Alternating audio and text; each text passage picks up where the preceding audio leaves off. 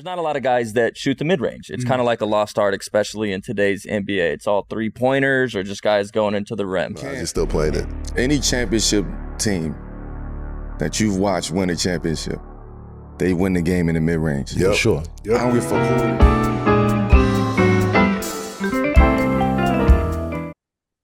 who. Welcome to the Mid Range Podcast. My name is Jacob Weiss. I'm here with my co-host Nick Giramonte. Nick, I have one question for you. Hit me, Jacob Weiss. Who's older, Greg McDermott or Thad Matta? Ooh. I think Greg's slightly not that young. I mean, slightly not that old. So you're going Thad Matta older? Thad Matta older. Wrong. Thad Matta. I was doing my research and I was looking at Thad Matta As you do. and I was wishing Ohio State could have him back, and then I was thinking I noticed he's only 58 years old. Wow. Yeah, because you have to think back to those Odin teams. Like, those were what, 09, around then? Yeah, almost 20 years ago. He was going to experienced. Final Fours when he wasn't even 40 yet. Yeah, we got two former Ohio State coaches in this conference. That's true. And they both This is your conference. Neither of them They're are boasting both- particularly They both have good a lot of teams. success. Yeah. Kalen Clark's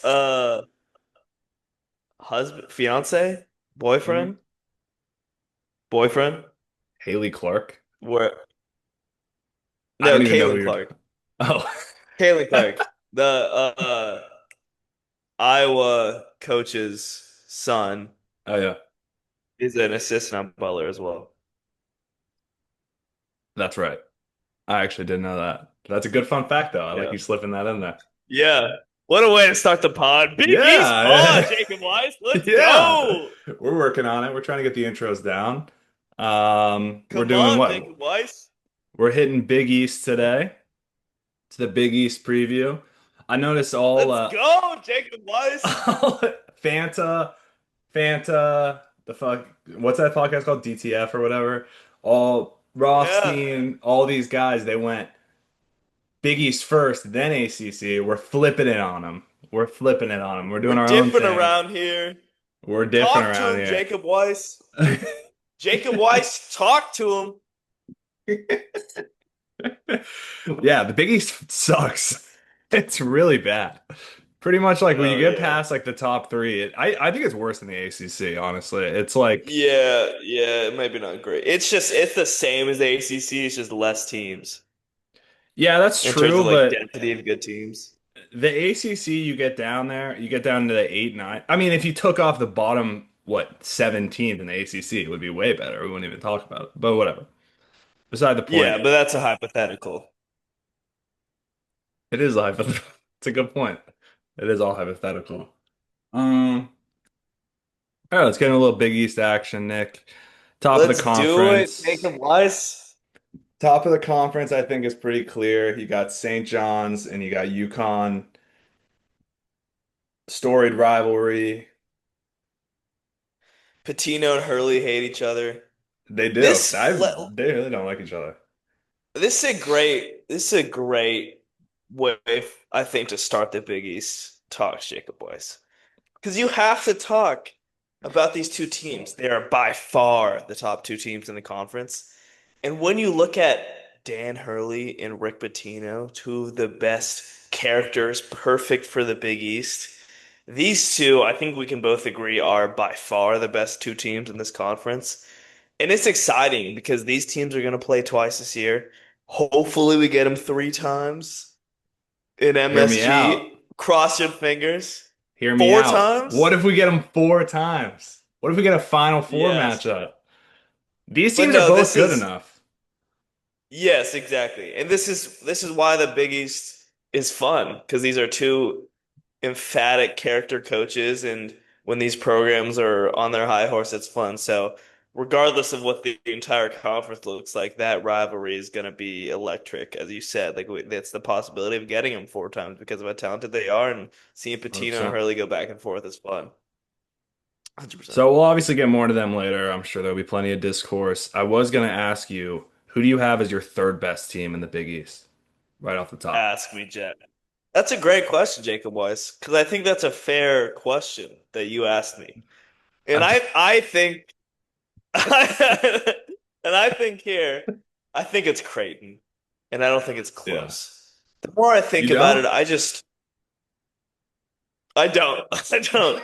I think I think since Greg McDermott's taken the reins at Creighton and they've been in the Big East, they really have only had like one down season in the Big East. Yeah. And there's been a ton of turnover, and with what he's been able to do to get talent in there has been pretty unbelievable. The only reason they're not up there with St. John's and Uconn is just because the massive turnover of last year. Like obviously when you lose a player Mhm. like Ryan Kalkbrenner, you're gonna take a little bit of a downhill. But what they did in the portal was pretty good to be able to replace that talent, and I think they're an NCAA tournament team.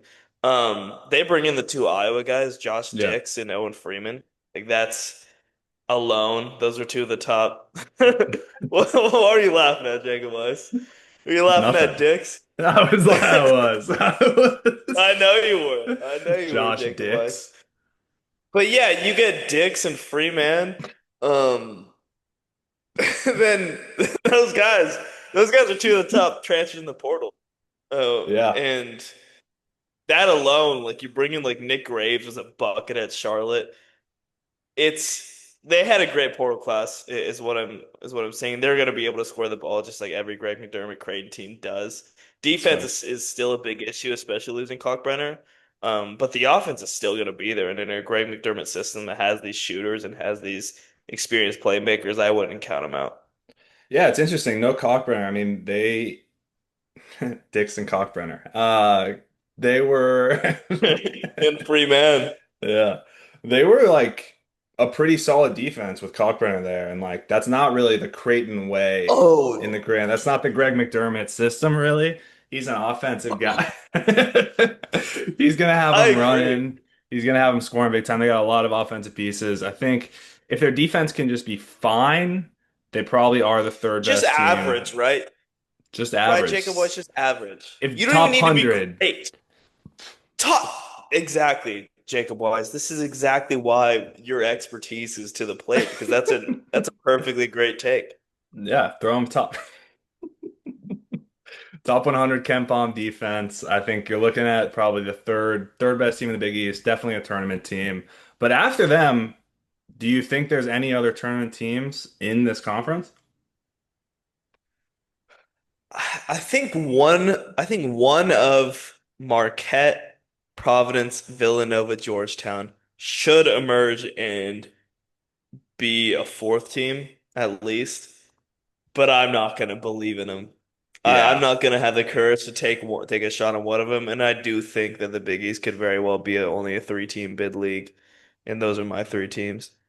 Yeah, I mean last year they technically had four if you count Xavier goes to Dayton, but Oh yeah. three in the main 64. Yeah, I don't know. I think I agree with you. I don't It's interesting you put Providence in that conversation. Dude. Providence is you trust Kim English? I think he's going to be on the hot seat this year. Yeah, the thing is with Kim English, like he's similar to Marcus Freeman in football with me, where he's a good-looking guy that has a great coach's face that you Yeah, trust what he's gonna do, yeah, regardless of if he's doing it right or not. Like I'm gonna like give him the just benefit of the doubt. something about him. You know what I mean? Like in Like from a he's just like handsome, is what you're saying.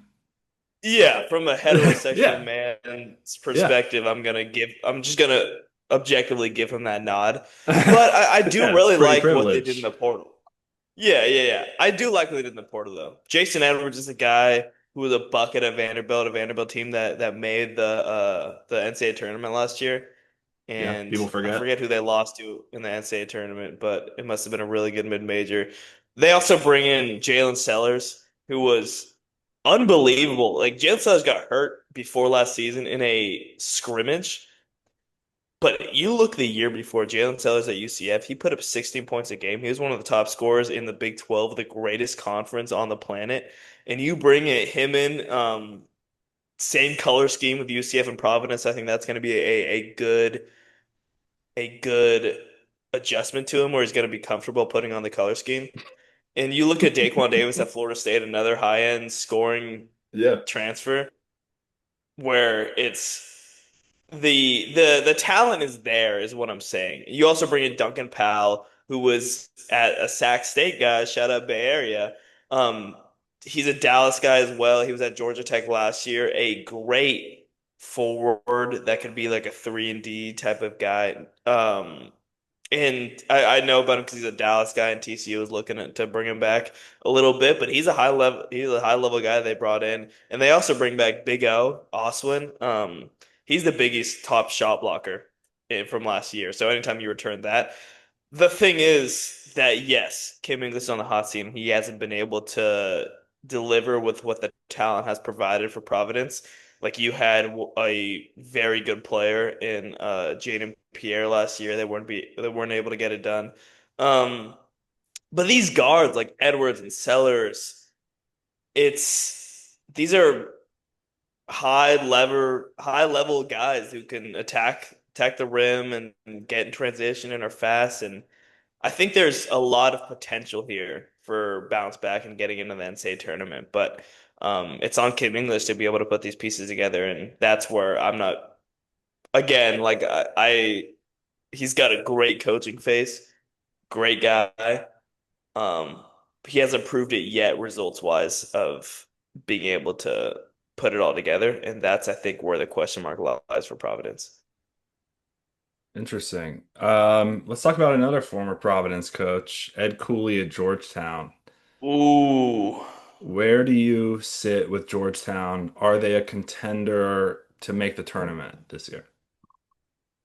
They are a contender to make the tournament. Again, I'm not picking them, but they're in that little group I just predicted. Mhm. They get Malik Mack back. Malik Mack's a very good guard who was in the Big East and had a lot of production last year. It's obviously tough. The reason why I'm not projected, they lose Thomas Sorber, well, obviously the talented freshman in the NBA, and then you also lose Micah Peavy, TCU legend, to the NBA as well. So those are two draft picks. Anytime you have two draft picks in the NBA, you lose a lot. But the guys they brought back were good. And you know why I think those guys were good? Because they got two Big 12 transfers coming in. KJ Lewis from Arizona, a lot of production there with the Wildcats, and had a lot of NCAA tournament production as well. Like, he's a guy who's been there, done that. Langston Love was supposed to be a very good player when he went to Baylor, and he was just always hurt when he was there. But the potential is there, and he's 100% a guy that you could see Ed Cooley kind of flipping to get that talent back. And that's a lot of athleticism that they get, and a lot of defense. Like, KJ Lewis and likes to love play defense, and they go perfectly well with Malik Mack, who's kind of their strong backcourt guy coming back. So that's a strong backcourt as it is. Their front court scares me a little. They've got in the St. John's transfer, Vince.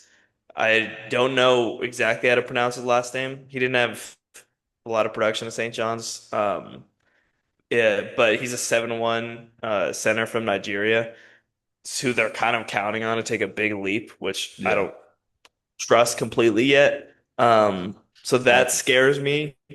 But that Malik Mack, KJ Lewis, Langston Love trio could carry the offense, but it's gonna have to carry the offense because that's pretty much all they have.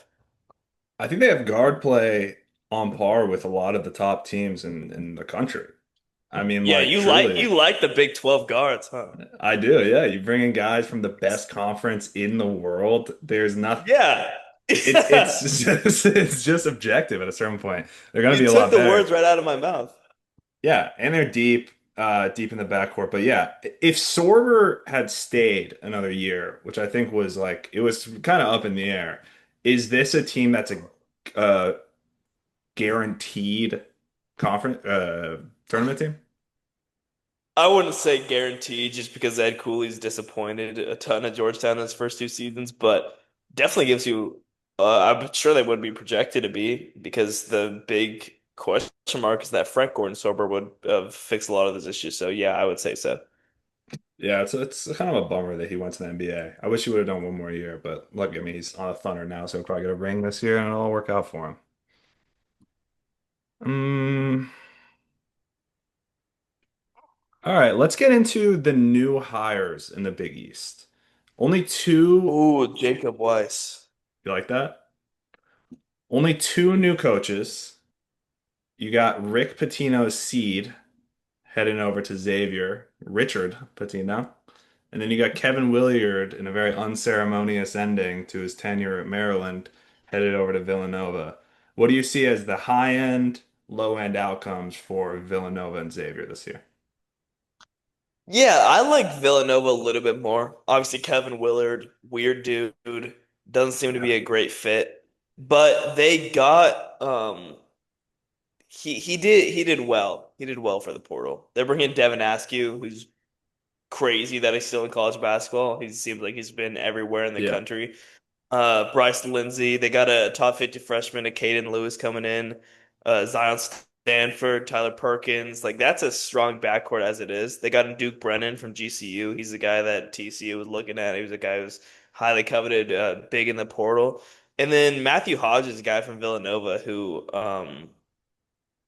or Matthew Hodges is a guy from at Belgium, from out of Belgium that has a lot of potential. And I was reading some stuff about Villanova. They're high on this guy coming in and being able to make an instant impact on that backcourt. Um, they're gonna run with all those guards that I mentioned at the start. They're probably gonna have to run like four guards in the starting lineup with Brennan and Hodge probably being that extra player there. So it's a lot of small ball, which Willard can play. But again, when you have no real big man that has had sustained success in a Power Four conference, that's scary. They should probably be a bubble team, and I don't expect them to be great right away. But I mean, as weird of a guy that Willard is, they should bounce back because Villanova is a program that should be at the top of the Big East every year, and they obviously haven't been with Neptune. But um, Willard's had success in Maryland, and I think he could have success here. I just think they're a year away of getting the full guys that he wants in because obviously he had to start late with that weird Maryland situation where they were Yeah. in the second That weekend weird and they situation when your team's still in the tournament and then you just and then yeah, you tell everyone and that they you're just leaving.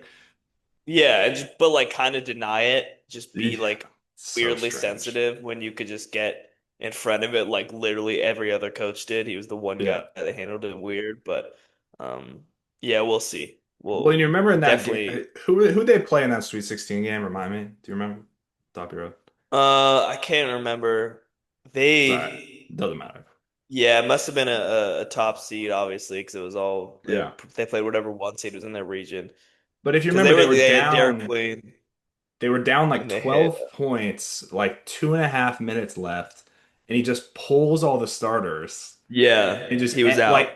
it was so strange. It was really like one of the strangest sagas in college basketball last year, where it's just like well, you're in the Yeah. tournament with a really good Maryland, the best Maryland team in forever, and it's like this is since Len Bias, and it's like yeah, no, whatever, we're giving up. Yeah. I don't know, it's so strange.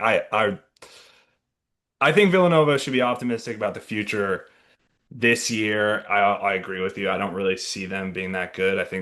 But I think the fans and pretty much everyone that I've heard talk about it, pretty realistic that it's somewhat of a rebuilding year. I think they're probably, like you Yeah. said, the bottom end of the bubble, maybe win a few games at the end, maybe go on a run in the Big East tournament or something. But I think they're probably Yeah, an that's fair. NIT level team. Or That would be Crown. interesting to see. They were a crowd participant last year. That's right, they were. We were supposed to be crown participants last year, and we both pulled out. I know our both respective teams. We're bigger than that. Yeah, yeah, yeah. We're on about roughly the same level as programs. That's Yeah. I mean, unironically, you guys are probably better at this point. What about Richard Yeah, I Pitino hope with so. Xavier? How do you feel? Yeah. Yeah, he comes over from New Mexico, one of the best mid majors. They got a win in the NCAA tournament. A lot of success. And I like what he did in the portal. I think he's gonna have a lot of pull. I think that Xavier's a good fit for him.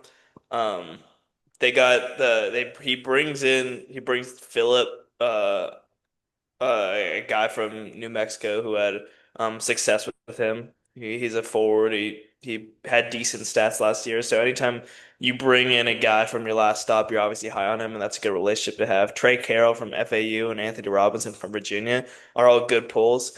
A guy I like from the mid-major scene was Malik Moore. He's a guy from Montana that put up a lot of points and a lot of production. He could be low key sleeper, their top scorer. I think he could burst. He's a bigger body frame for a guard at around 6'6", 6'5", and he can play. He's from Ventura, Cali boy. A shout out the Sunshine State or the Golden State. But yeah, he has some talent there. He also has All Right, one of the best names in college basketball. All right, had a lot of production from Valpo his freshman year, put up 15.5 points a game. So he's a candidate to be a lead scorer there. So a lot of question marks, but I think they're going to be great rebounding the ball with a lot of defense.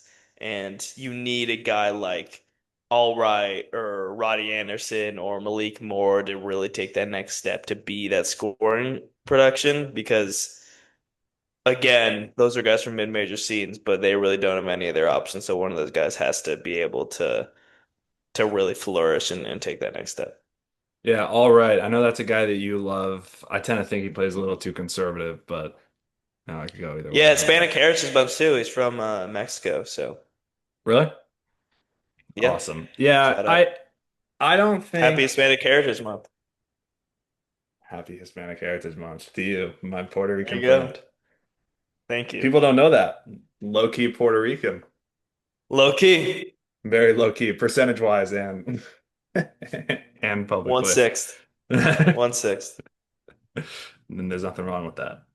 Yeah, Xavier, I like Richard Pitino. I mean, he killed it in New Mexico after a disappointing run with Minnesota. He's a great talent evaluator, which is what are you laughing about? Because he was at the pit. The pit is an amazing college basketball environment. Like he's been in the ringer. The Mountain West is slept on. Like Rich Pitino, it might not be this year, but Rich Pitino is gonna kill it. And I hope you realize that Oh, because you he's so you're coming. in. You're in on Rich Pitino big time. In on Oh, I'm Xavier. in. I think anytime you take that lead, like he did it at New Mexico, and he brought the pit back to be one of the toughest places to play in college basketball. Like I've been to the pit. The pit is legit. TCU lose that? No, we TCU was in I haven't seen a game at the pit. TCU was in the New Mexico Bowl, so we were at the University of New Oh. Mexico. I snuck into the pit a little bit, had to check it out, had to check out the ramp, but it was amazing, and I feel like I have a special connection to the pit, and I have a special connection to Rich Pitino, and I am high on what he can do, and it's just gonna be exciting to see some Patino matchups because we had Yeah. that in the non-con last year. They were grateful enough to Yeah. schedule that for the fans, and that was really cool to see. And now we're gonna see it in conference play, so it's gonna be Yeah. very exciting. And I hope you realize that he's coming. Oh, he's coming all right. Daddy Patino in that game, but the big time culture guy moment, shushing the crowd when they said, "Who's your daddy?" He's like, Yeah, "Hey, that's my yeah. Can't son. respect Calm game. down." You know, cameras on him usually. Yeah, Xavier, it's probably not their year. Like the talent is probably not there, but you do have to have faith in a guy like Little Patino who goes, finds Donovan Dent and finds these guys from New Mexico, brings them to heights I haven't seen in a while. And I think it kind of similar. Them and Villanova are kind of like similar, where it's like I do think they're both really good coaches coming in. They both have potential, probably not going to be their year. And that's fine. And they'll develop in the Big East. The Big East is going to kind of get this boost next year with like the rev share stuff, like started this year, but Yes. it's going to make a difference with no football in the conference for sure next year. Yeah, I'm glad you brought that up because they're gonna put everything into it. Yeah. Especially like Xavier is going to be like all in on Yeah. basketball. Like, and Xavier's like, St. John's.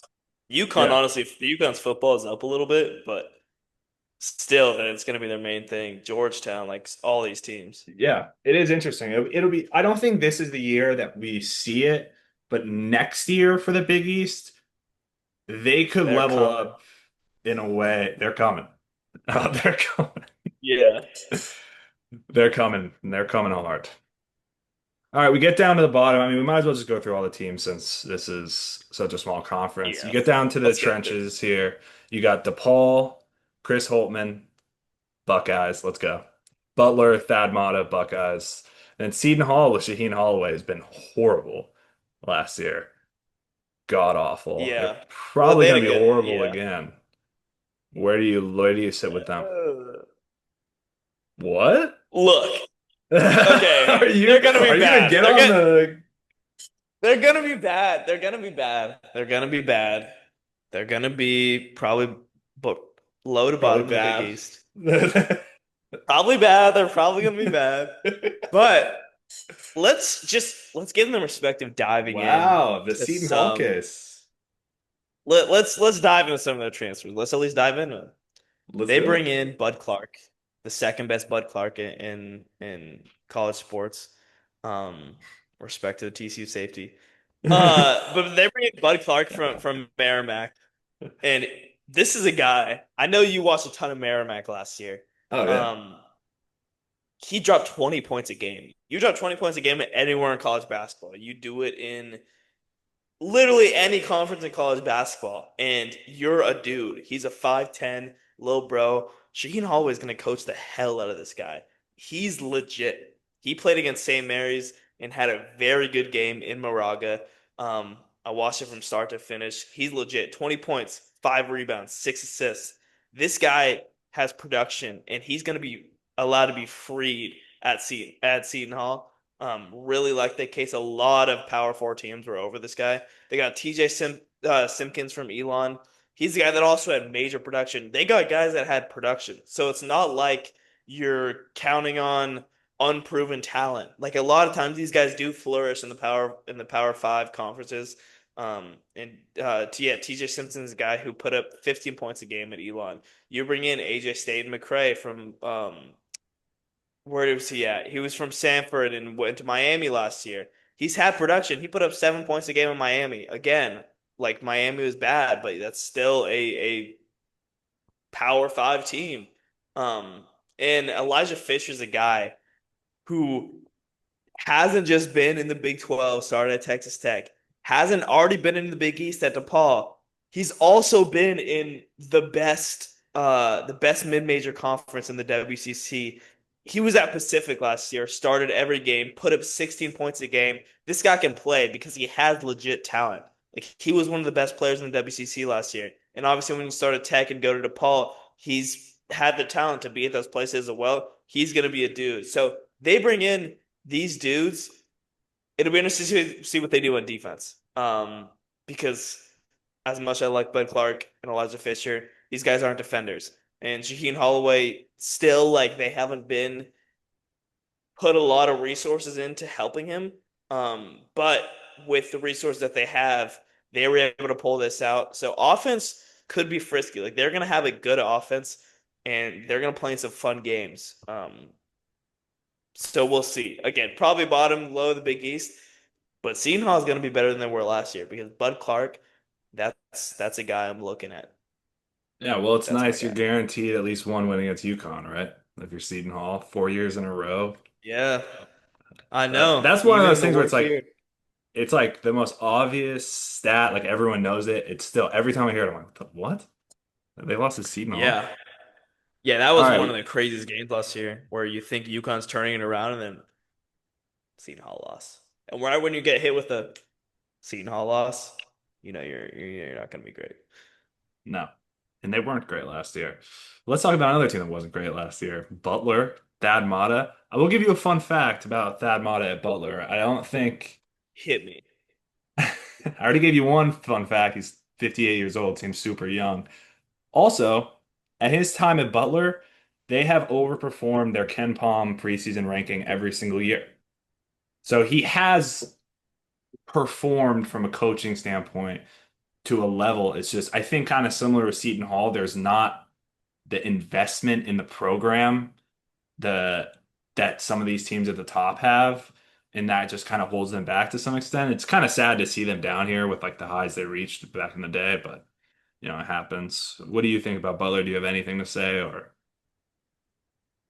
Yeah, because they are like they're above a DePaul and a Seton Hall for me.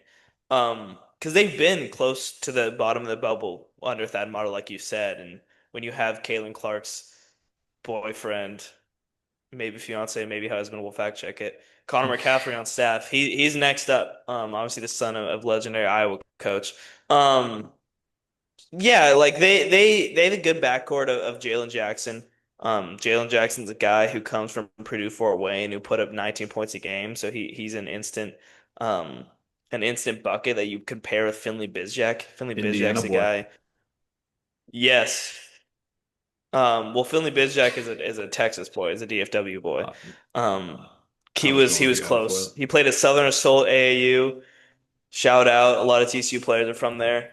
TCU was after this guy again, so he's one of the most underrated shooters in the conference. Um, you get Butler from Drexel. He's going to give you more scoring and shooting, but an underrated guy I want to talk about is Michael Ajayi. He comes over from Gonzaga, and he was elite at Pepperdine his freshman year. He put up 70 points a game, was one of the best players in the WCC. If he hits close to that potential, he was down at Gonzaga. Just Mark Few just couldn't figure it out with him. Um, but he's back at Butler, and if he can hit that talent, they're going to be legit. They also had a guy, Johan Traore, who was coveted by a lot of Power Four schools from SMU. Um, so we'll see. They have talent. They're in that group of like could make a tournament run. I still think they're a year away, but I think the play of Michael Ajayi is going to be the big X factor. If he can even come close to his production on Pepperdine, they're going to be pretty close to an NCAA tournament bid. If he doesn't, they're nowhere close. Can I give you a dumb guy perspective on Jai? Give me it. I feel like Gonzaga guys just always work out.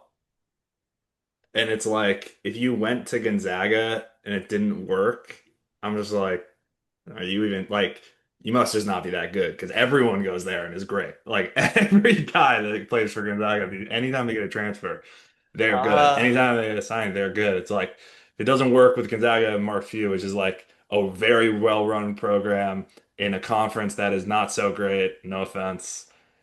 I'm a little hesitant to see him being a major factor, but in your eyes, Butler is closer to the Marquette, Providence, Villanova, Georgetown tier than they are to the Seton Hall, DePaul tier. yes, yes. Okay. I think they're maybe better than Xavier. Yeah, that's fair. Xavier, I really like. I think they could finish Year probably away, pretty year away, easily. Yeah. year away. It's But fair. Rich Pitino is coming after this year. He's coming. Everybody's But coming. I want to add in to the Ajayi thing because I think he's a fascinating player to talk about. Um, I think it could just be a case of Mark Few may have lost his fastball, and I think Oh. I think if you look, like he's not making Sweet 16s anymore. You Yeah. saw what happened to Well, he's never Houston. gone to a Final Four, which is crazy. People Yeah, don't he's talk never about even been that. to a Final Four, but he's been close. He's been to a couple of Elite Eights, and Yeah. he had one seeds. Um, but I think Mark Few may have lost his Wow. fastball. I think Ajayi might be a first example of, hey, maybe Yeah. he's just better without Mark Few, and Mark Few may be done after this year. No, I he's think he's gone. gonna He's figure it. done. It's over. And this I is think he's just gonna. to be clear, this is a completely unbiased perspective, I right? think he's lost his fastball. I think he's gonna find out for sure this year, and I think he's gonna retire after the season. Wow. Bookmark it or Bookmark book it. it, and then bookmark it, and We'll then we'll revisit clip when it happens. we'll clip that. We'll get the Final Four thing in there. That'll do great. That'll do great on Gotta socials. rile up some fans. All right. That's my Um, take. all right, let me just do a quick DePaul spiel and then we'll take a little break and get into the next part. DePaul with Holtman, I just want to talk about the general program and like Holtman because I just like him and like it they are trending upwards and it's really like it's really fun to see. I'm really happy for DePaul. It's a program that has the last time DePaul finished out of the top bottom two in the conference in the Big East? No, tell me. 2015. Wow. Yeah, They're they have bad. been really bad for a really long time. Chris Holtman has gone to DePaul. He's brought new juice to the program. Are they going to compete for a tournament? I don't think so. Are they going to compete for the Big East? No fucking chance. But Holtman is a guy, he's got the energy up in the building.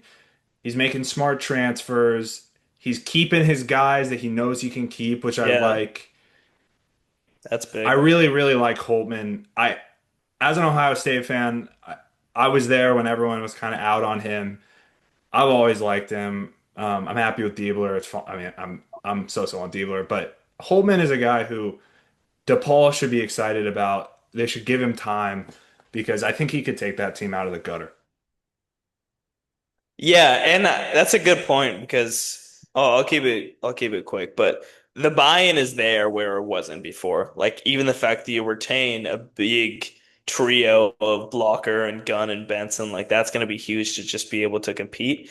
And the fact that people want to stay around in DePaul is big. Like they have 9 players with high major starts coming in on their roster, and they only had 5 last year. So I think that alone is just a heavy improvement that people do want to play for Holtman, and they really do see DePaul being on the come up. 100%. All right, Nick, let's take a quick break and then let's get into some picks in the second Little half. accolades, little picks, Jacob A Weiss. little Little picks, a little picks, little coach of the year. accolades, Jacob Weiss. Yeah, All right, yeah. All right. let's do it, Jacob Weiss. All right. Welcome back to the mid-range. We're gonna go through our award picks. Let's do Are award you picks. excited for this? I'm excited, dude. I'm pumped. We're gonna do our winners. We're gonna do our player of the year, our freshman of the year. Give me an underrated team. Give me an overrated team if you want to. Mix it all in. Let's just start at the top, Nick. Who's your title winner? Okay, I'm going 2 for 2 with our original prediction switch up.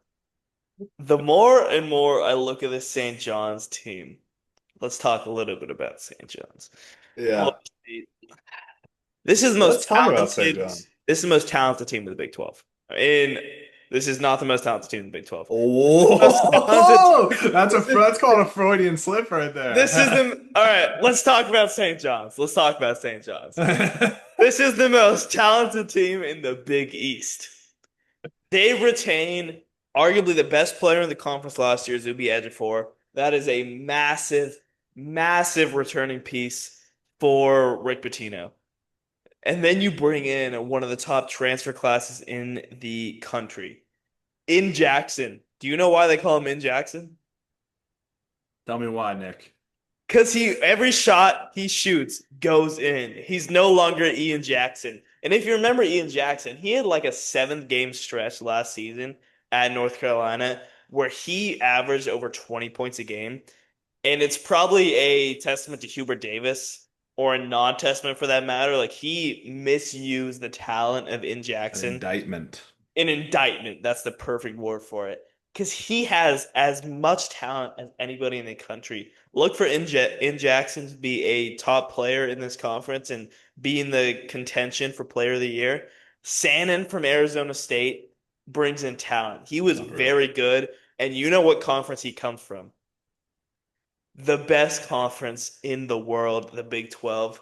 And then they bring in a very interesting player in Bryce Hopkins. Bryce Hopkins is a guy who was not healthy last year at all. But when he was healthy, and if you look at, he hasn't really been healthy since the 2020 to 2023 season. But for that matter, Yeah, he put up last 60 2 years points a pretty much been game. out. Yeah, but he's a question mark, but some of the Yeah. most talent in the country. you look at that alone, like if even one of those guys takes the next step, and I think it's going to be in Jackson for that matter, um, that's going to be huge. There's no stopping this team. You also add Dylan Mitchell, who's a very good contributor for both Texas and Cincinnati, and both those teams at that time played in the Big 12. So he brings in that fortitude. He's just a different style of player than in Jackson, Sand, and Hopkins. Like they all complement each other. And if Patino's able to flip the switch right away, which I have the confidence in him to do, this is going to be a unbeatable team that UConn does not have the talent to hold up to. Now, Hopkins' health is obviously the big X factor because he hasn't been healthy. But if he is healthy, their half-court offense is going to be through the roof. Um, Elite athleticism, great depth, six big newcomers that are pretty elite, and a major upgrade because you remember last year, like they had zero 3-point shooting essentially, and they still were a Yeah. chance in the NCAA tournament. They have a major upgrade in shooting. I credit that to a lot of it in Jackson because every shot he makes goes in. And their I offense, muted myself to burp right when you said no, it's all that. good. It's all good. And their offensive rebound is going to be big with Patino. They have all the tools to do so in Jackson. X Factor player, Zuby Ejiofor. I mean, St. John's, Big East champions. Yeah, Nick, I'm right there with you. I'm You gonna go riding St. with John's me? as well. Yeah. Give me your I spiel. I on our first podcast, I said one of the dumbest things I've ever said, which was like, oh, there was a weak Big East, whatever. They were lucky. They lost to Arkansas, whatever. I'm an idiot. No, they're going to be so good. I think they are. You had a little slip up there. You said they were the most talented team in the Big 12. Yeah, we're not. They are on par with the best teams in the country from a pure talent perspective. The only question mark with St. John's going into this year is their lack of a true point guard. But I want to use this opportunity to say that is the dumbest thing ever. Who cares? Who cares about having a true point guard? Modern basketball does not require a player that can only pass. It is the dumbest narrative in basketball discourse, both in the NBA and college. It drives me crazy. Rick Pitino came out and said, "No one, you don't need a true point guard anymore." He said it to you. It's not just coach speak, it's the truth. Look at Duke last year. These are dominant teams, great teams that don't have true point guards. Look at the teams that win in the NBA. They don't have true point guards. It's not something that matters as much anymore. And in college, guard play matters more than in professional basketball, of course. But there's nothing I'd rather have than a dominant big man. Zuby Ejiofor is the best player in the Big East. He's returning for this season. He could have gone to the NBA. He stays. He's going to be unreal for them. You mentioned in Jackson, of course. You did you mention Isaiah Sellers coming over from Stanford, who's Tell going to me be a about him. great 3-and-D guy for them? Shooting. He's an elite shooter, like you were saying. They had one problem last year. They were an elite defensive team, an elite transition team. They could not shoot. They could Like not. really, like there were 300s in 3-point like efficiency and how many they were taking and whatever and the amount they were taking. Isaiah Sellers comes in. He's a great shooter. In Jackson is a great shooter. Sandin is a great shooter. Sandin is a guy who Tell me was like about him. Cooper Flagg, who reclassified last year to come out a year early. He's 18 years old going into the Yes. season. He's going to be great for them. Bryce Hopkins, like you said, the last time we saw him play, he was Big East first team, one of the best players in the conference. If he's healthy, he will be a contender for Big East Player of the Year. No doubt in my mind. He has proven it in that conference before. And him and Zuby Ejiofor as your front court is unreal. That is like they're going to be so good. They're going to win the Big East. They're going to be in the national championship conversation. And we haven't even talked about it's Rick Pitino. Like it's the greatest college basketball coach in history Whoa. running this team. That's a bold take. He, it's a fact. Calipari. He's coming back. He's done so much for young men, but that's conversation for another day. Keep going, keep going. He has done a lot for young men. There's no doubt about it. But I do want to talk about one guy for St. John's. I do think Rick Pitino is the greatest coach of all time. He's proven it with less than talent time after time. He's taken these programs up a level time after time. He's in doing it again with Jackson. St. John's. St. John's won 5 tournament games between 1992 and 2024. 5 tournament games. They didn't win the Big East regular season since 1985 up to last year. And while ironically their poor performances in the tournament continued last year with a brutal upset, Rick Pitino's going to be back, ready to go, and this team is scary. And that includes a guy coming off the bench, Dylan Darling, Yes. Idaho State guy. This is a Yes. guy who I think you would love. He's a Yes. smaller guard, 20 point per game scorer I in love Dylan mid-major, Darling. 6 assists a game. He shot 5 threes a game last year, 36%. It, if they Wazoo want a guy true too point at guard, the start. yeah, West that's right. Coast. If they want a guy that can run an offense, bring the ball up, if that's something that they need, which Rick Pitino has proven time and time again, he doesn't need that. He can be that guy off the bench for them. He can slow down the pace. If you want to run a play, run a play. You don't need a true point guard, but he's a guy who can come in and be a ball handler and be a playmaker and can score, shoot, pass, everything. St. John's is winning the Big East. I think that they are. I think they're further ahead. They are relying on a lot of talent that's transferring in. Uconn has a lot more continuity, which I think will help them early season in the non-con. But once we get to Big East play, do not be surprised if St. John's runs through the Big East. That's my pick. St. John's, we're in lockstep. In Jackson. Now, with that being said, UConn is the favorite. Yeah. And UConn is a team that brings back significant talent. I know you love Caravan. Yeah. What do you think about St. John's this year and what makes, or I'm sorry, what do you think about UConn this year and what makes you put St. John's ahead of them? Yeah, I think it just comes down to, look, they're very close. And I would be lying if I didn't say that I picked St. John just for like for a coin. I thought it was pretty close to a coin flip. I think their talent edges them a little, and just to try to be a little bit different. But their team is extremely good. Obviously, you talked about you bring back Solo Ball, you bring back Alex Karaban, you bring back Terrace Reed. One thing that I think is interesting is that I've heard comparisons to like Solo Ball has a lot of comparisons to Jordan Hawkins, and Terrace Reed has a Mhm. lot of comparisons to Adama Sanogo. And then you bring in like Silas Demery, who's very similar to a Tristan Newton, which is scary for the rest of the conference when you have Dan Hurley kind of this year, very much more than last year, has the guys that he fits in. And then you also bring in Braylon Mullins, who is probably the best freshman in this conference. He's going to come in and make a major impact, the same way that Liam McNeely came in as a true freshman, made a major impact. I mean, we've seen it with Hurley. Their bench is strong. They have Jalen Stewart, Malachi Smith. You can go on and on. Jacob Furphy, Johnny Furphy's brother, coming in from Australia. Their offense is going to be a top 10 offense in the country. Um, and they definitely 100%. have, along with Hurley, because Hurley's won the national championship 2 of the last 3 years, the ability to win a national title.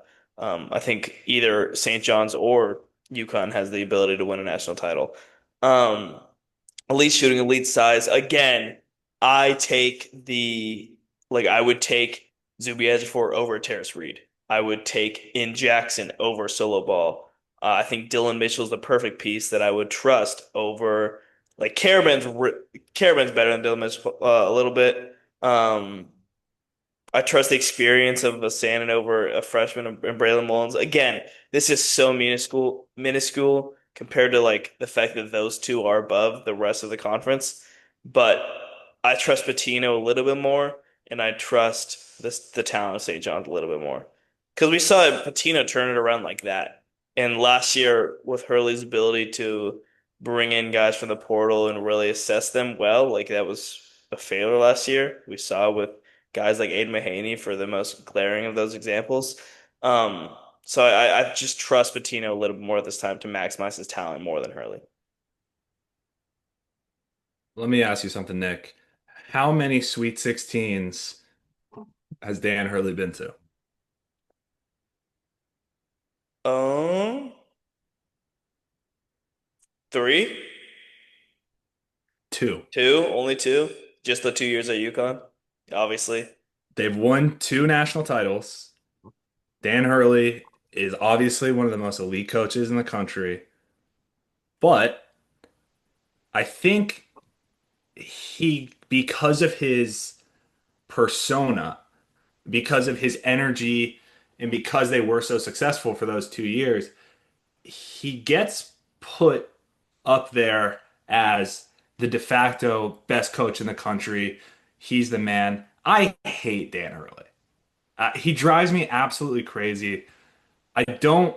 I like. There's always this thing with college basketball, and like PMT always says this, and it's like you want coaches that are villains, or you want coaches that are bad guys. Dan We do. Hurley is just an asshole, and he's unlikable, and I don't think he treats people very well up and down the staff, refs, his own players.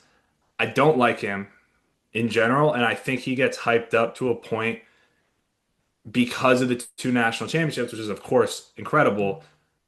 I wonder if he is that level of head coach or if those were two really good Uconn teams that he had back to back, especially that 24 team, obviously, which is one of the best teams we've ever seen.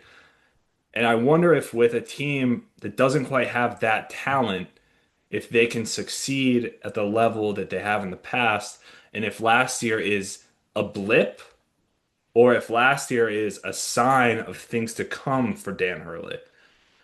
And I do have questions about UConn. I think Demery is a guy who is coming in from Georgia and is being booked as stamp him. He's all Big East first team. He's contention for player of the year. And I have questions about him. I think it'll be interesting to see how he does with Hurley. I don't know if he's a lock to be an elite top All-American candidate for them. And a guy like Caravan is a really, really good Fifth man. fifth option. Yeah. The best fifth He's option, arguably of all time yeah. with Yeah. those teams. Yeah. But that doesn't mean that he's a great third option.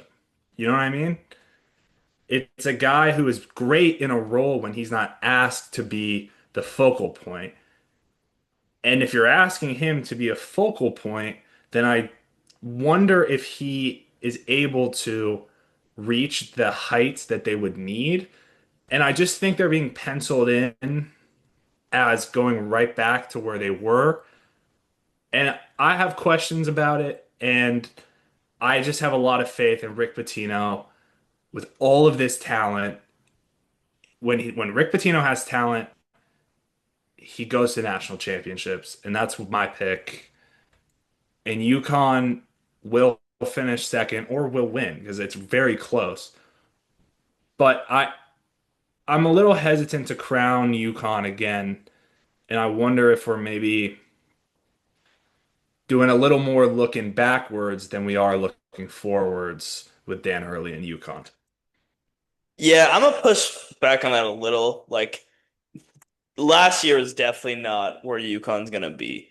Dan Hurley is one of the best coaches in the nation. What he gets out of his players for the most part is great. Yeah, last year's transfer portal evaluations were bad, but the guys that were good he brought back, which is what they didn't have aside from Caravan last year. Um, which is why I give him the benefit of the doubt. And like he won back-to-back national titles in some of the most dominant fashion we've ever seen, literally just a year removed from that. So Are we sure he's not a Donovan Cleveland merchant? yeah, I mean he very well could be. But in a Jordan Hawkins and in a Dom Sanogo and a Tristan Newton and a Cam Spencer and all these guys, but like we've seen again, to use Cam Spencer as an example, like he has taken transfers and made the most out of them. So I mean, it's still Dan Hurley. And while I don't like Dan Hurley either, and like the ref stuff from last year is definitely um over the line, like especially we saw with the Maui Invitational, how crazy that got. Yeah. And he's very hateable. I am glad that he's hateable because Yeah. like there really are everybody goes on podcasts nowadays. Everybody has so much access to their program.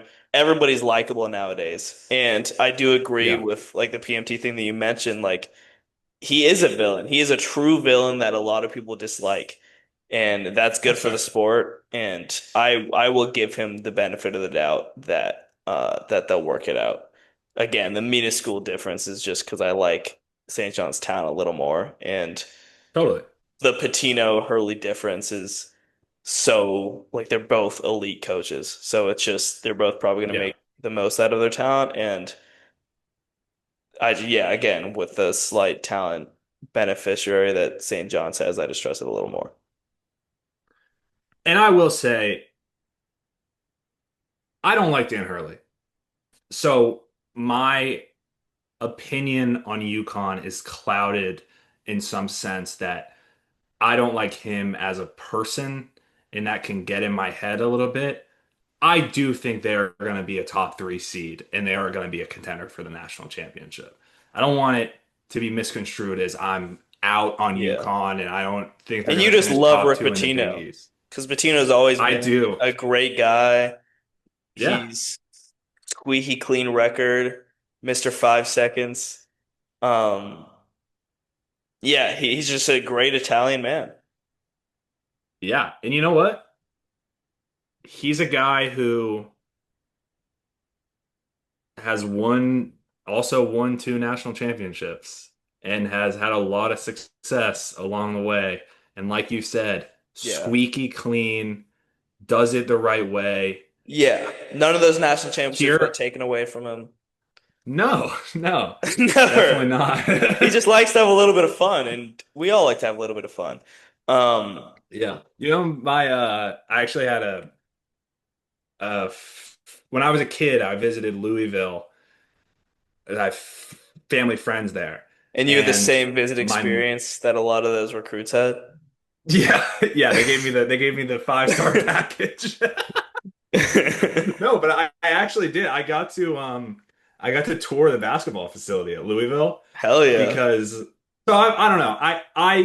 I like Rick Pitino. I'm sympathetic to Rick Pitino because Italians. I had a personal connection and have heard nothing but the best about him as a guy. And I know I know he has had his transgressions in the past, but I don't care about that. It's like I don't He care just about likes to have a little coaches fun. that yeah, I don't care about coaches that break the rules in ways that are cool. Like, who cares? It's not And like that's he fair. it's not like Bruce Pearl or whatever. That's a whole different conversation. But like he's a guy who's broke the rules in a fun way, in a cool way, and he's He's just fun an to listen Italian to, and I man. like he is as Italian as it gets. This is the conference of Italians. There's no doubt Yeah. about it. I do want to go All right, back to Nick. I just want to touch on your point guard point a little bit. I just want to push back a little bit because I still think that 95% of teams in the country do still need a true point guard. And I think that is a legitimate gripe, and there's a reason why a lot of these point guards get paid so much in the portal because there's a scarcity and coaches value them extremely high. Like people don't care about TCU, but going back to TCU perspective, their point guard went out last year and the season completely fumbled. And they made it a priority to get these ball handlers, and it's just for the majority of teams. But I do think St. John's is an exception where the top, like you use Duke as a great example because Duke was a perfect instance of not having a true point guard and having success last year. If you have the talent that these top 2% of schools have, you cannot have a point guard, and St. John's has that. So I don't worry about it as well. But for the majority of teams, I think it is still a legitimately gripe in college basketball. That's fair. I think my lead ball handler is important in college basketball. It's very important to have a guy who is skilled with the ball in his hands and can get it to the right guy. but prioritizing a skill set that is as binary as bringing the ball up the floor, passing, and guarding the one is not modern basketball. And so, in that There's sense, still success with I'm that though. out. Like you look at Of DeJuan course, Harris at Kansas and because there's great players that do that, but there's Brock more. Those Harding. players are also, yeah, Brock Harding, Brock Harding. He's a great example double of it. double in the double double in the scrimmage. I Yeah, we saw. can talk purple white scrimmage if you want. No, we'll save that for another That'll day. be on the for Go the on, big. go on. Sorry We'll do for that for the interrupting. Big 12 episode. No, it's fair. Yeah, my basketball perspective has shifted a lot recently, I think. And maybe I'm thinking a little more professional focused than college focused in Yeah, some because it's sense. the skill set's just a completely different game in the NBA. Yeah, because the talent level is so much different. But I just think teams would be more successful if they prioritized a offensive skill set based around efficient shot making as opposed to playmaking. And that playmaking is a great skill to have in the aggregate. And that's why I'm higher on a team like UNC than I think you or many other around the country are, because I think they can find that in the aggregate. And while they might not have a lead ball handler, they are a team with less talent than St. John's that I think can make it work for the same reason. So I'm trying to stay consistent with my line of reasoning here. And I do in St. John's, but you're right, because obviously when it comes down to the lower teams within these conferences, there are much more in need of someone who can slow down the pace, run things clearly, but it's something that I think gets overvalued. But you're right, and I understand your perspective. Yeah, no, there's, I think there's a reason in the portal. Like we saw very good wings be a lot of value in the portal right now, just because there's so many shooters, there's so many shot makers, there's so many 3-and-D guys that there's so many to choose from, which is why these guys that are probably better players than guards or centers are going for less. And I think the traditional coaches would disagree because big men and point guards are of a scarcity right now in college basketball. There's not that many good ones. That's where all the big money goes. So I think your take is interesting Okay, because it's different than the majority. on that note, though, to me, that's a market inefficiency.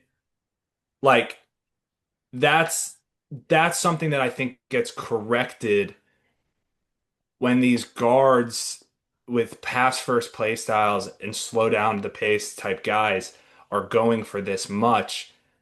I wonder if the next few years in college basketball, if we start to see a shift into more positionless, free flowing offense like the NBA with young coaches that have unique minds and have in this influx of youth in the coaching world. But that's a conversation. We could do a whole podcast about that because that's a fun Yeah. conversation to I have think on you another are day. starting to see that at the top.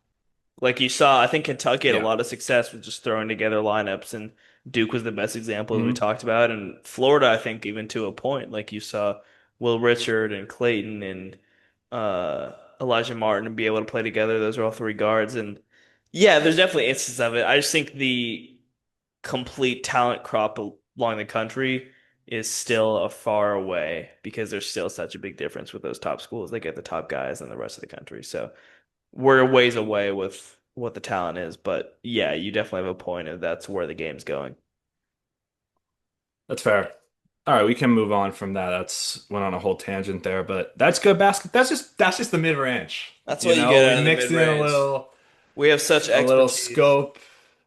Yeah, exactly. We're the top thought leaders in college basketball for a reason. Now, Nick, do you have an underrated team in the Big East? Um, if I said Creighton, would that be a cop out? Yeah, I mean, yeah, but Okay. like I kind of, but that's why I asked it like that because I feel the same way where there is no team that I see other Yeah. than Marquette, maybe. We haven't touched on Marquette. I'll give you Marquette. I'll give you Marquette. Because mainly just Okay. because I want to talk about Marquette. Marquette's doing it different. And Yeah. Shaka Smart Boom has shakalaka. one of the few teams in the country with zero transfers added. They bring back Charlie Ross, Zay Lowry. They're like the Clemson of college basketball. Sean Jones returns. Yeah. That's Ben working out Gold. great for Clemson, so. Yeah, and they brought in a big freshman in Adrian Stevens. So you obviously lose Cam Jones and guys like that, but again, I'll repeat my point that I've said on earlier pods. Continuity is still the number one thing to me in college basketball, unless you're, among like literally the top five teams, because it's just Yeah. so valuable when you don't have a ton of talent that you're gonna have to be familiar with the system. You're gonna have to be comfortable with the guys you're around to be able to play good ball. Like we see such ugly ball amongst a lot of teams, and the continuity is definitely gonna help Marquette.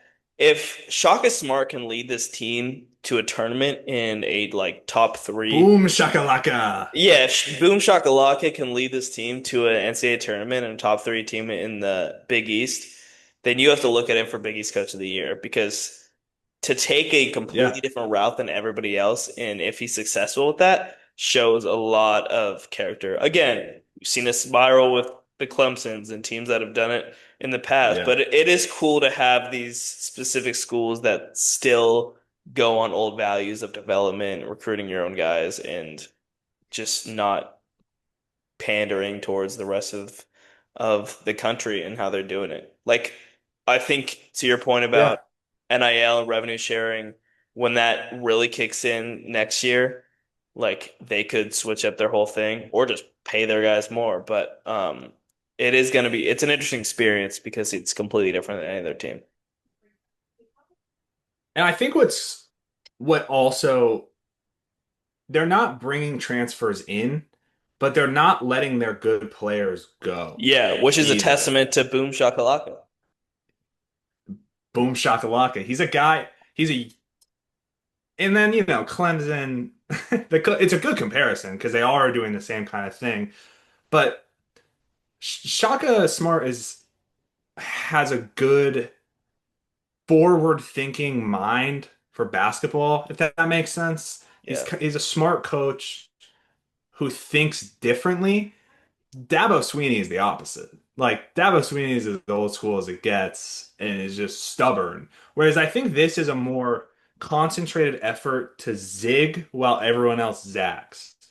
And you set yourself apart with continuity in what has worked in the past for teams like Marquette, which is keeping guys, developing them in-house, and then once everyone's played together for years, the synergy in the team puts you on a new level that teams that are bringing in all these freshmen or transfers don't have. And Marquette, and you know, They're gonna be Chase right in the Ross, I'm mix. sorry, not Chase Ross. Chase Ross, yeah. Yeah. Yeah, Chase Ross, right.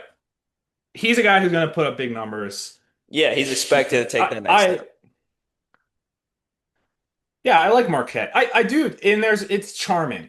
Like it's just Yeah, it's cool nice to to have. see that there's a team that's willing to be patient and deliberate and not jump into a world of college sports that is so rapidly moving out of control and instead just play it their own way.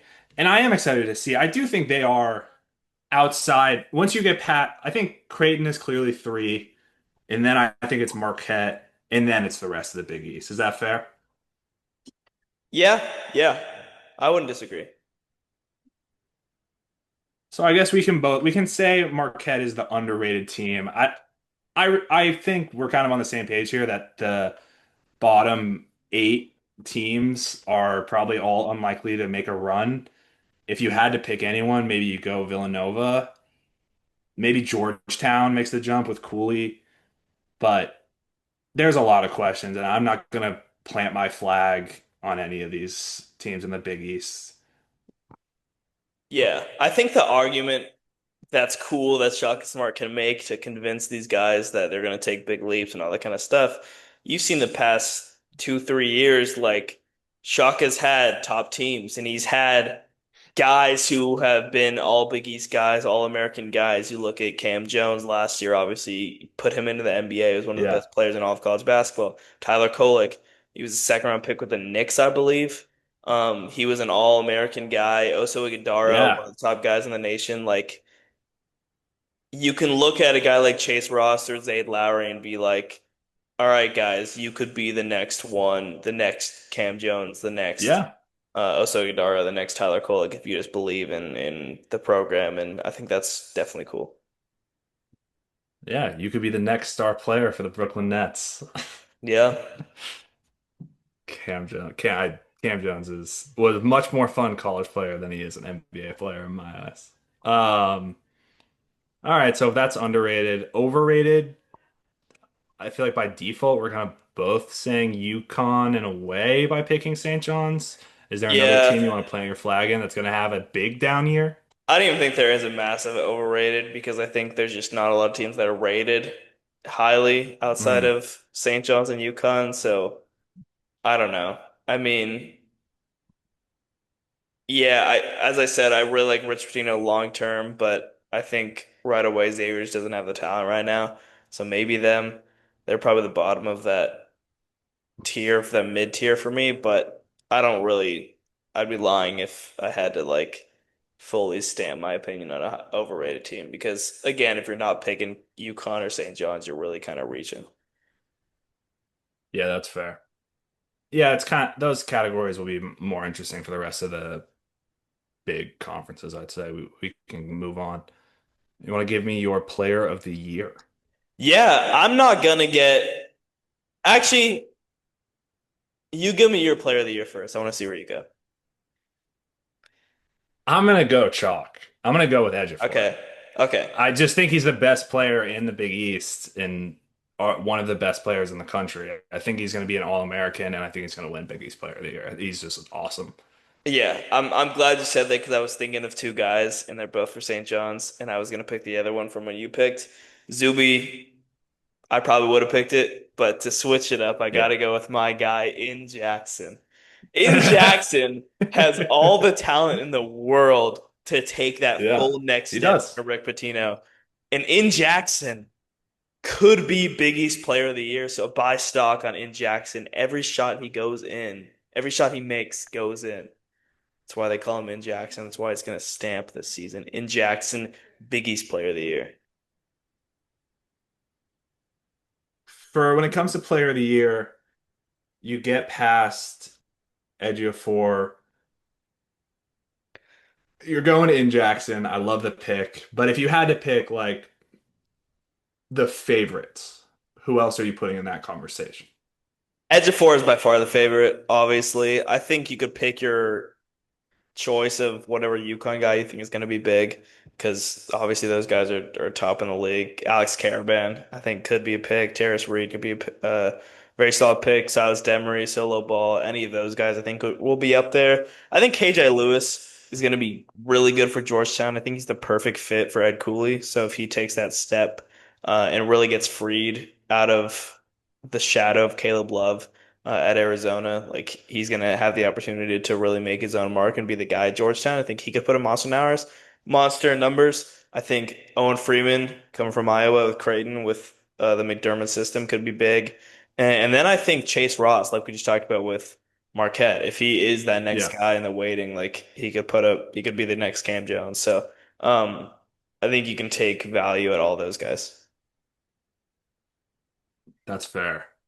Yeah, I was going to mention Owen Freeman. He's a guy I think if Creighton is in can be maybe one notch higher and kind of be in that UConn St. John's Yeah, conversation, he's the best then player. he will be a big part of it. McDermott, those guys score points, and he's a guy who could do that, I think. All right, Nick, we've done our winners, we've done our player of the years. Why don't you give me your freshman of the year? Freshman of the year. I think this one was pretty easy for me. I think it's Yeah. Braylon Mullins for UConn. He's really the only big time freshman that's going to get big minutes on a quality team. Um, he's going to start right away, I think, and he's going to make an instant impact. He's a really tough guard that Hurley's obviously needed. Shooter, playmaker, scorer, all the things. I mean, he's a five-star top 15 player in the country coming in, and we saw Hurley again to use Liam McNeely last year as a freshman that can make an instant impact.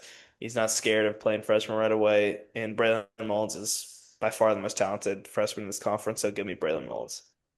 Yeah, I'm not gonna zag. I'm just gonna go Braylon Mullins as well for all the reasons you said. I think you would be kind of silly to pick anyone else in the Big East. I think there's Yeah. other freshmen that might make an impact in some smaller roles, but he's a guy who's going to be a starting guard for one of what we both agree is a top 10 team in the country. So I'm not going to Yeah. get silly with it. Coach of the Yeah. year? Again, if my points are going, St. John's going to win this conference and Rick Pitino is going to turn it around like that, I think it would be wrong of me to go with anybody else. So I'm gonna go Rick Pitino. I do think though, again, like we said, if Marquette makes a tournament and Shaka zigs when everybody zags and it works, I think Shaka Smart's right up there. But again, if I have St. John's winning the conference, I'm gonna pick Rick Pitino. That's fair. He did win it last year. Yeah, and And it there, was like a crazy come up because St. John's wasn't yeah, looked at highly at all coming in. no, So they it's came in probably out going of to be nowhere. somebody random that comes out of nowhere exactly. Yeah. But I I'm going to go Rick Pitino. I will go with Shaka Smart because I do There you think go. Marquette is going to be a tournament team. And like I mentioned last time, this coach of the year is kind of what team that didn't have the highest expectations went and did something we didn't expect. And Marquette has decently high expectations, but if they're a solid tournament team, if they're in contention at some level in the Big East, he's gonna win it. So I'll just go with that. Keep it simple. Yeah, All and right, that's fair. so for the ACC, we did a draft. I don't know that this conference is quite deep enough to go 20 players deep. We actually went 18 players deep, but 20 players deep on the Big East. You want to go 10 deep? Let's just give our team. Oh, you want to do that? That's fine, I Oh guess. yeah, yeah. Let's give our team. Let's go our team. Yeah, Big 12, Big 10, SEC, we'll go back to the draft. The draft's fun for these like when there's all these great players. But I think this this top five is gonna be so concentrated on like three or four teams that we don't need to overcomplicate it. Let's just Yeah. give them. You want me to go first for you? Yeah, go ahead. All right, I'm gonna go start it off. I'm gonna go Zuby. I think he's kind of, if he stays healthy, kind of a lock for Big East first Yeah. team. I'm gonna go Caravan. I am high on Caravan, and I think with more talent around him, he's even gonna be even better. So give me Caravan, and I'm high on Terrace Reed as well. He's just the complete big that's similar to Sonogo, as I said. With the physicality, Hurley obviously loves him, wanted to keep him around. I think Terrace is going to have a monster year. I'm going to go in Jackson, my guy. Obviously, if I give him player of the year, I'm going to have to put him on my first team. And then my last spot, I'm going to go KJ Lewis from Arizona, going to Georgetown. Like I said, I think he's going to flourish in this Ed Cooley system. He was a great talent at Arizona. And like I said, just had to hide behind Caleb Love and a Kylan Boswell the year before. Like he's never quite got his opportunity to shine, and I think he really does take advantage of that. Like we saw Micah Peavy come in from the Big 12 and have an all Big 12 team as a guard with Ed Cooley last year. I think it's very similar to what KJ Lewis does this year with Georgetown. So those are my five. It's fair. I got my list here. I think I'm gonna call an audible though. Um, yeah, I'm gonna go. I'm gonna put Solo Ball in my first team. I do think he's primed for a big year. I picked him to win Player of the Year in our first podcast, I obviously have changed my tune on that a little bit, but I do think he is an elite scorer and he's going to be a huge part of the offense for UConn. And I could see him coming in and putting up, say, 17, 18 points a game for them, getting himself in that first team. Then I am going to go in Jackson as well. I'm Let's also go. We're riding on in Jackson. I'm Let's also a big fan of go. his, big fan of St. John's this year. I'm gonna go Chase In Ross. Jackson. Sorry. Got me Yeah. fired up. No, I appreciate the excitement. I'm gonna go Chase Ross at Marquette. I buy it. I buy the hype. It's like you said, Shaka Smart has done this before. He has guys who come in, they say they're gonna be the guy, and then they're the guy. So I'm just gonna trust it. I think he's gonna be a big scorer. He's gonna be their best player on the fourth best team. Then I'm gonna go Owen Freeman, the Iowa transfer, Creighton. Ooh. Something about him too. Yeah, there's just something about him. A good Iowa boy. You gotta respect him. And then I'll go Zuby as well, and that's my five. Pretty chalky. I think we both the And Big that's East fair. is just it's there's not really a fun. It's not as fun. ACC was more fun. Like ACC But like might in Jackson, you know what I mean? Like that in that's what's gonna Jax. sell you in this conference. If there's one, you look at this conference, you go, ugh, probably another down year. Like it's such a big separation, UConn and St. John's and the rest are eh. You just gotta think though. If you turn on a Big East game, there's a chance you can watch in Jackson play basketball, and that's all you need to sell you on this team. I'm so glad we're both riding on in Jackson having a monster year. Like, not, seriously, like, out of this entire year, I can't remember a piece of news that has made me more happy. In Jackson has the full stamp of approval from the mid-range podcast, and I think that's so exciting going forward. I don't know, like, Exactly. how excited you are, but I'm thrilled that we have the ability to watch in Jackson play basketball in less than 4 weeks. Yeah. Are you excited? When it comes to in Jackson, I couldn't be any more excited. You can't. You cannot. You cannot be more excited about In Jackson. No, he Like, I'm gonna get like off this podcast and literally turn on In Jackson highlights. oh yeah. I'm gonna get off this How podcast. how I'm often do gonna you turn watch In on Jackson highlights? every night right after dinner. It's like my dessert. What is that face? Did Pacheco do something? Yeah. He got like 1.6 probably. All right, go back to In Jackson. Go back to In Jackson. Yes. Sorry. All right, Sorry for what the a interruption. podcast. What a podcast. Yeah. Shout out Justin Matthews. Sorry about Pacheco. That sucks. Big Shout win. out In Jackson though. The silver lining, if your fantasy football team is bad, all you have to do, we're less than four Yeah, weeks away from Jackson being able we to play are. basketball. You can watch In Jackson highlights from your home. You can watch them on loop all day long, and that will make you the most happy person on the planet. It's In Jackson. In Jackson is a baller, and we're gonna see that this year in the Big East. Ain't that right, Jacob Weiss? That's right. And In Jackson is a guy who, when he shoots it, it goes in. Because that's in That's why fucking they call him In Jackson. It's in Jackson. Jackson, dude. I didn't He's gonna be know, like, electric. I didn't even know if you knew, like, his real name isn't In. It's Ian.